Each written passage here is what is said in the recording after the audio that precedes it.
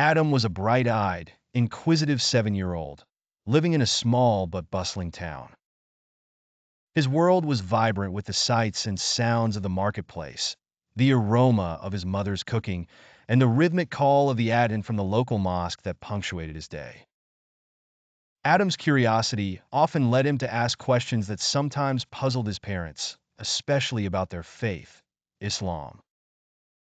One evening, while sitting on the veranda with his father, Adam asked, "Baba, who is Allah?" His father, a gentle man with a kind smile, looked thoughtfully at Adam. "Allah is the creator of everything," he began.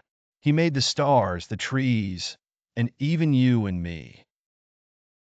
Adam's eyes widened. "But how do we know he is there if we can't see him?" This was the question Adam's father had been anticipating. "We know Allah through our hearts and our faith. We see his signs in everything around us, from the sun that rises every morning to the kindness we show one another."